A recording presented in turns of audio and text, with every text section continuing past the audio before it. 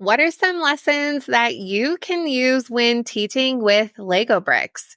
What types of Lego education kits should you buy? And what do you do when it comes to behavior management? This is part 2 of our Lego episodes, and we are going to be answering all those questions in today's episode. Welcome to the Elementary STEM Coach Podcast, a show that'll help you with lesson ideas, systems, and actionable tips to apply to your classroom. I am your host, Naomi Meredith, a former classroom teacher turned current STEM teacher and coach. With over a decade of experience teaching and a master's degree in STEM leadership, I am here to coach you throughout the year to help you gain back more time to create innovative experiences for your students. Grab your earbuds and let's get started. In the last episode, I shared with you all of the systems to set up in your classroom when it comes to using Lego bricks. It was so funny when I was planning this episode. It actually was supposed to be one whole episode, but as I was recording the systems episode, I was talking so much that I needed to break it up into 2 parts. I really didn't want to overwhelm you with information. And part of it is because I haven't done Lego episodes before. So I want to make sure you get all of the information so that it makes sense and it is exactly what you are looking for. So thanks for hanging out with me for this part 2. I will say I did record part 1 and part 2 back to back, but in your time, you are getting it weeks apart. So thank you for being patient and ready for part 2. All right, so behavior management is really important when you are teaching with Lego bricks. And when I was working for the Lego After School Club, this was so important to me because I had seen it in my own classroom. And the person that I was working for actually didn't think behavior management was that important. It wasn't a priority. It was a very interesting conversation. Also, I was working for someone who had never taught before, but behavior management really is a big part of having kids be successful when using Lego bricks. Think about your classroom setting. Not every kid likes to build with Lego bricks. They don't. There are some kids who might not have ever built with Lego bricks before. You need to have some systems in place, some rules in place so that it can go smoothly. There are also kids who are so obsessed about Lego bricks that they are going to want to dominate the whole entire build, and they will also have a hard time collaborating. I learned this all the hard way, but I learned very quickly that having specific roles in their group is actually a game changer when you are using Lego bricks. I was watching someone when I was in this Lego After School Club who did not have roles, and it was absolute chaos. There are some kids who would just sit there and not do anything, and there were kids who were dominating the whole time. And it brought me back to when I first used Lego education kits in my classroom. I had the same situation happen, but I don't want that to happen for you. So how do you give kids roles when they're building with Lego bricks? I like to group students in groups of 2 or 3. No more than that. If it's a group of 4, it just is too much and there isn't enough for kids to do. So I will group them in groups of 2 or 3, and they have 3 specific roles. And you have a builder, a finder, and a director. And very self-explanatory, but the builder will build the build. The finder is going to find the pieces. So when you look at a Lego build that has directions, it will show you what pieces you need and how many. So they are in charge of finding the pieces. And then the director is in charge of the building directions. And in the last episode, I talked about how I would like to assign the builds using a digital platform like Seesaw. Or maybe you are using a Lego education kit that already has an app and the directions are in there. So they are in charge of the technology and just making sure that everybody is doing what they need to do. They have those 3 roles, and I would have kids switch every 1 to 2 pages. They can decide in their group. There are some groups that will switch every single page because they need that explicit directions. But then there are other groups who they're more laid back and they're okay with switching every 2 pages. Or some groups might even just keep their same roles for the entire day and everybody is okay. It's really important to have these roles. Most groups need them. Some really, really need them. Some specific kids really need those explicit rules, and they might even move spots. I have seen that before. It's actually really cute. Not very efficient, but they actually might move spots when it's their turn to do their job. This helps so much. There is less fighting. It does help even out the experience. And I tell them nobody is a master builder in here. We are all learning how to collaborate and do our best job. So it's okay if you've built a lot of Legos, but you're not going to build the whole thing by yourself. That's not what we do in here. So these jobs are really, really helpful. If you are getting into a Lego build that actually has some coding involved, the roles actually change. So I have different roles for this, and this actually goes a lot along with just robotics and how I do coding, which we'll talk about in other episodes as well. I do have that planned, but as I record, things grow and change, but that is in my plan in this series. But when they get to the coding part, if that is something your Lego education kits use, there is a driver, a navigator, and a robot wrangler. And this is called paired programming. So you can actually talk about this with your kids. But the driver is the one who is going to be driving the actual device, the computer, and putting the code up on the screen. It doesn't mean they have to know how to code. Everybody can help and be involved and talk about the code. They're just the one touching the computer. The navigator is checking the code to make sure that everything is where it should be and everything's connected before they press play. And the robot wrangler is in charge of the robot, and they have to make sure the robot is set up before the code is going. And then they have to go get the robot if it ends up somewhere, if it's a moving robot. If you do have robots that roll, some of the builds might do that. I recommend having the robot on the floor. Do not put them on the tables. Sometimes the kids will make them go really fast. They'll fall off. Their build goes everywhere. There's pieces all over the floor. They're crying, they're yelling, they're screaming. Put the robot on the floor. Back to the building piece, I didn't mention this, but there will be times when kids can't find a piece. The newer the kits, the less problems you have. The more kids you have using kits, the more pieces go missing. So I do put these roles in place where if you can't find a piece, what are you going to do? I give them those strategies of what to do when you can't find a piece. And you might think, oh, I don't need to do this. You do, because they're going to ask you the same thing. I can't find it.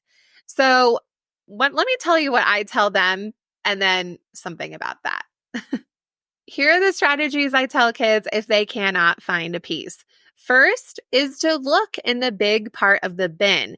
If you haven't seen a Lego education kit before, they come in these big bins, and there's usually some sort of tray on top that can be removed and actually placed inside of the lid so it doesn't slide around. But there's a bottom part, and sometimes some pieces end up down there. So kids need to look. Did you check in the big part of the bin?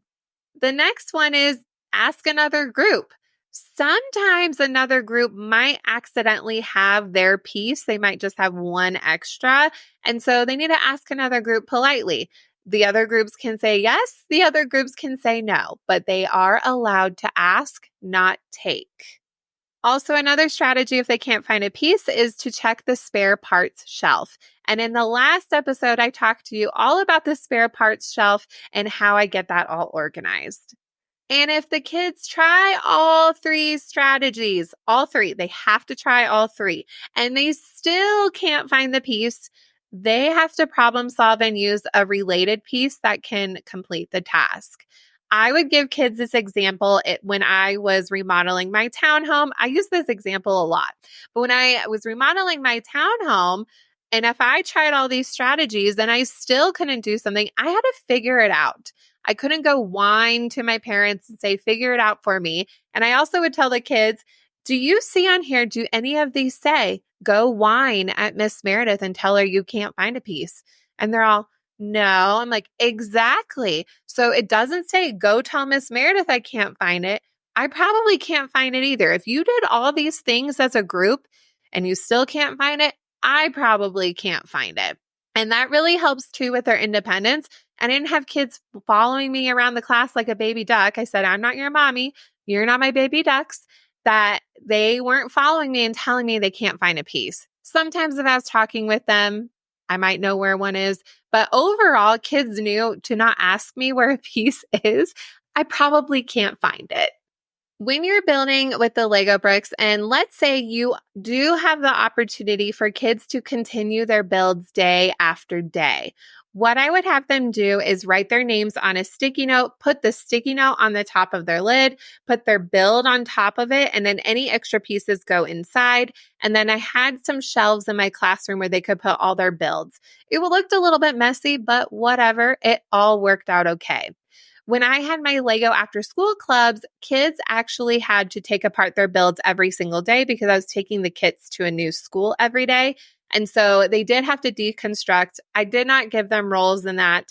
They just had to all help out and make sure everything was where it needed to go. When we had the big Duplo blocks, and I did mention this in the last episode, they had to take apart their builds because they were quick challenges and more creative challenges. They did have to take them apart and then sort them by color. One thing you can add in if you want to do this once a week or if you have different kids every day is I would have the kids, I did this in my Lego after school club because they got really good at building because they're doing it every week. I actually had the kids check a color. So in Lego education kits, the newer kits are sorted by color. And so each day had a different color that they were responsible for. So my Monday group had to go through the blues and make sure all the blues were there and check all the numbers and put back any extras and make sure they got the spares that they were missing. Tuesday was responsible for the black pieces. Wednesday was responsible for the green. So that was a really great way to make sure the inventory was pretty good in the kits. And overall, they had most of the pieces.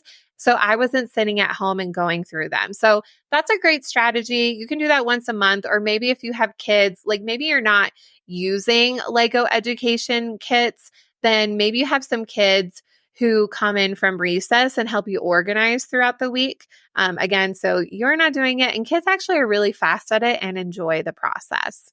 All right, in terms of lessons, what kinds of lessons should you use and what kits to buy? So these are going to go back and forth. If you are thinking about Lego education kits specifically, you can actually get started on their website and you can see the different types of kits they have available, and you can actually browse through the lessons that are already there. There's not a whole ton, but there is enough where it will give you questions to think about. There are videos to show them in action.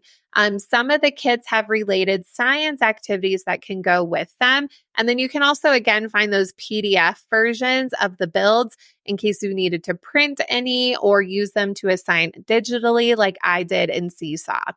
I'm going to go through the different types of kits that I used, and I ended up using the lessons that went with these kits. I didn't really create my own when it came to Lego education kits because there were some already good ones out there. And so when it comes to my K through 5 STEM year-long plan, when you see Lego education kits on there, those are not things that I made up myself. Out of all the things, coding and Lego education kits are the units that I didn't create from scratch because there's already resources out there that were really good. In kindergarten, I had the opportunity to get the STEAM Part Express kits, and I did sort all the pieces by color. So I talk more about that in the part 1 of this little Lego episode saga. And I had those sorted by color, and every day was a different challenge. And you can kind of see on the Lego Education website where they're building a different part of the amusement park.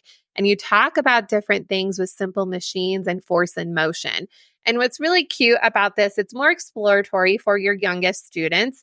There is a picture where kids can replicate what's on the picture. So if it's an amusement park ride, kids can try to find the pieces to build that. There aren't step-by-step directions. It's more exploratory. Or kids can design their own ride that is related. A lot of kids actually really wanted to build what's on the screen as a starting place, and then they would add on, which was really, really cool. I did, by the end of my 5 years, have enough Lego education kits where every single grade level had a different kit. I did use older kits, which was really awesome. But you may or may not have that opportunity. So I have heard of people use Lego kits throughout the year. And so maybe everybody is doing robotics with different types of robots, but maybe fifth grade is using the Lego education kit. And then maybe you're moving on to 3D printing, and then fourth grade is using a kit. So if you don't have enough, but you want to still plan thematically, but sometimes one group might be off by a unit just based on the materials that you have. In first grade, I used the discontinued Lego WeDo 1.0 kits. And if you've seen these before, there's a lot of yellow and red bricks. And the actual build plugs into a computer with a USB cord. And then you have to download the software on the device. The software actually still worked. There was a lot of blocks on our computers at my school, so I couldn't go and download them on all the devices. But the builds were actually still really good. In second grade, I did a Simple Machines kit. Those are also discontinued, and they actually moved by using Simple Machines. So there wasn't any coding involved. This kit was actually really good, and I love the connections with Simple Machines. We would talk about a different Simple Machine every day. So this one was a really fun one, and they started adding on and creating other things while they were building. So I wish they still had that kit because I really liked that one. In third grade, we did the Lego WeDo 2.0. So it has the popular Milo, the science rover. That's usually one of the first builds that you do. There's a lot of blue and green pieces, and it's that skinny blue case. That one is discontinued as well. Again, it's such a great kit. A lot of classrooms have these. That was one of my first STEM experiences, actually. And what's really interesting is Lego actually took away the app, and then people got upset, and then they put the app back. But as far as I have read, the app is going to be discontinued completely in August 2024. You are able to connect your WeDos to Scratch. So that's really awesome where you have that option where you can do that type of block-based coding. And it is a little more challenging in a good way. The coding is very, very simple for the WeDo 2.0s, but the kits are awesome.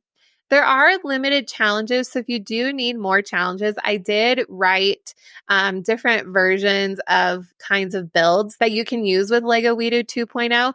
I have in my membership the STEM Teacher Bookshelf as a bonus, all of the builds, and there are some others I need to add, but different bonus builds that you can use with WeDo 2.0, and also some easier challenges for your younger students and some harder challenges for your older students. So I'll link that in the show notes. It's a bonus, $9 a month.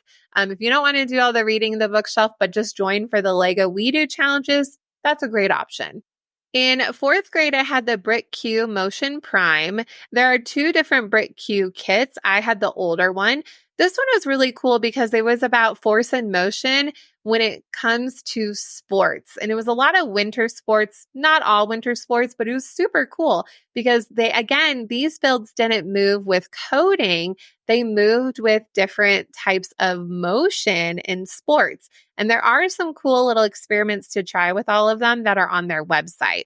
For the younger kids, I have had friends in my district when I worked there have this kit, but it's the BrickQ Essential Kit, Motion Essential.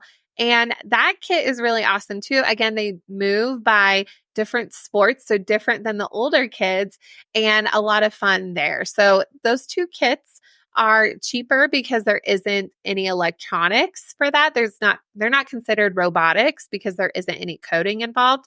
But it is fun to mix it up. And if you're looking for a place to start for kits, those are great because you might be able to afford those a lot easier. And for my fifth graders and for my Lego After School Club, I use the Lego Spike Essential Kits, which come in those big yellow buckets, and coding is involved. I did more challenging projects with my fifth graders, but when I did this as a Lego After School Club, K through 5 could definitely do the challenges. If you pick more of the simple challenges, even for the older kids, it works great. You can just do 1-day challenges. If you really only have different kids every day, you can build, take apart every day. If you have older students like 6, 7, and 8, the Lego Spike Prime kits are really great for that one. There are more of the Lego Technic pieces and more complicated coding, which is really great. Which also Lego Spike Essential has more icon block coding and more of the traditional like scratch coding. And you can switch between the two. I do know with the other kit, it's a little more complicated in a good way. So if you're trying to decide between which kit is which, the Spike Essential is for elementary. The Spike Prime is for the older, like beyond elementary. Now, if you are someone you're like, I cannot afford Lego education kits, that is something that's not going to be happening. That is okay. You can still use those mixed bricks. That is definitely a possibility. And a big thing I like to tell teachers is when you are planning with mixed bricks of Legos, you actually plan it just like a makerspace lesson. Your medium is just Lego bricks and not recycled materials. So think about that when you're planning your lessons. You can definitely do very similar things. You can also think about STEM and stories lessons where you are building to solve the problem that is related to the book. I have a bunch of lessons for you to get started separate from my K-5 STEM year-long plan, but different lessons that you can use to get started. And those are actually really great for sub-plans. Also, if you want to do a STEM station with mixed Lego bricks, I have some engineer inspiration boards that are thematic for different holidays throughout the year or different months. And kids can see those items, choose what they want to build, and build how they want to represent it with the Lego bricks. So that's a great challenge to keep the building purposeful. It's not exactly a free build, but they have a small challenge they have to solve and then represent it with their bricks. Along with that, you can also try some task cards, and that is a new line that I am coming out with. I have a really fun one that I did that really connects well with my STEM Career Quest podcast for kids, and it's all about insects and spiders because my first guest interview was with entomologists, scientists who study bugs, and each of the task cards are how to build and represent something. One of my favorite ones, because I had just learned about this, is an insect hotel where it's actually a safe place for natural insects in your garden or backyard to have a home. And it's to really help pollinators and really help the life cycle of bugs. So students can learn more about an insect hotel and how to build that. But that's just one of 20 challenges that are in those cards. So Legos are a great way to build these small challenges, but also they can take them apart at the end. They could take a picture in Seesaw, but just a really great way to have those reusable items if Lego education kits are not a possibility. Or maybe they are, and you just want to use those in a different way. In this episode, we talked about that behavior management when it comes to using Lego bricks in your classroom and different types of kits and lessons that you can focus on. If you haven't already, go and check out part 1, where I talk more about the systems and routines in relation to Lego bricks in your classroom. But I appreciate you being here on this journey. If you love the jobs that I was talking about in here, you're like, oh my gosh, those are amazing. They are amazing. Let me tell you, they're a game changer. I have all of those roles inside of my STEM Teacher 101 course, where I talk about different jobs and why they're important when working on STEM projects, not just Lego bricks, but those posters are in there for you. They're actually not in my shop at this time of this recording, but they're in there for you. They're ready to go, kid-friendly, color, and black and white. And you can use them when you use Lego bricks in your classroom. Thank you so much for being here, and I will see you in the next episode. Thank you so much for listening to today's episode of the Elementary STEM Coach Podcast. I would love to connect with you over on Instagram at NaomiMeredith_, or send me an email to elementarystemcoachpodcast@gmail.com. Also, make sure to check out my website, NaomiMeredith.com, to see all the show notes from today's episode and shop my K-5 STEM resources. Any questions you have, needs for resources, or ideas for episodes, get in touch. I'll talk to you soon.